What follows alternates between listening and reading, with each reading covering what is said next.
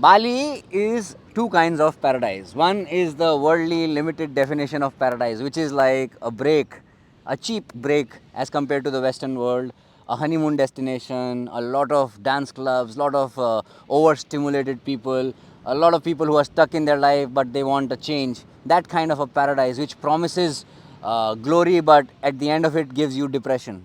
Or that kind of paradise where there is this integration with the energy of the island, the authentic embodied spiritual practice of every local here, the connection that you genuinely make, a habitat to make you present, the sun, the sand, the ocean, the breeze, the sky, to make you integrated and whole into yourself. And that's the difference as to how you look at paradise that defines what you do here. One can lead you to absolute deconstruction and depression, even worse than what you faced wherever you come from, or actual integration and presence, actual love and abundance. These are all archetypes that exist in life. The maternal attributes of love and nurturing, the paternal attributes of leadership, courage, wealth, moving forward and creation.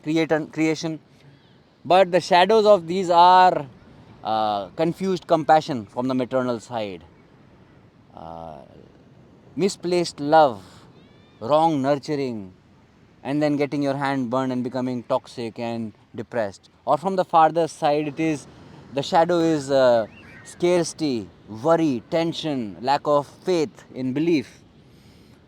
But all of these happen when you living life like a utilitarian tool in the world. You're being useful, you make money, something, but then at the end of it you come here expecting paradise, beach clubs, beautiful women, men, yes, healthy gyms, good atmosphere, good food, cheap prices.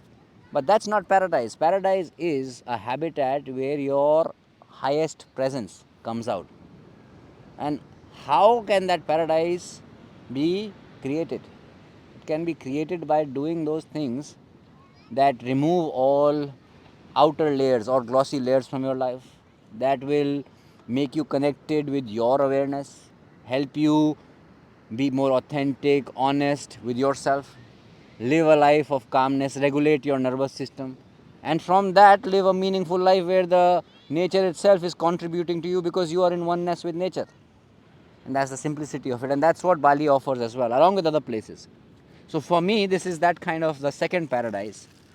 And a lot of people think that I am in that first kind of paradise with the best facilities, gym, surfing, and girls, and this, and food, and nothing, bro. After a while, all of that is garbage. It is just distraction.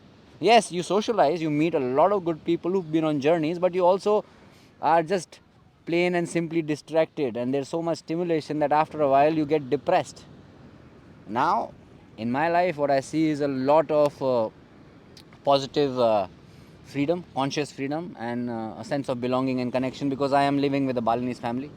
So I have a beautiful landing space of love and joy, and also freedom because there is no expectation of a role that I have to behave for them. But that also comes with a responsibility as to what you're doing with this freedom, what you're doing with this beautiful abundance that you live. Are you utilizing it to serve the world?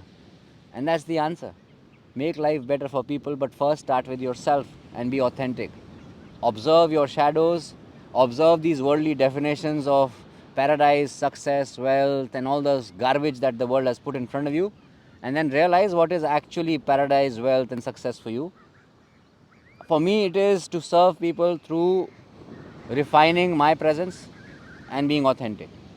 And if that's by making content, that's by coaching people, that's by making intimate, strong bonds with people, then so be it.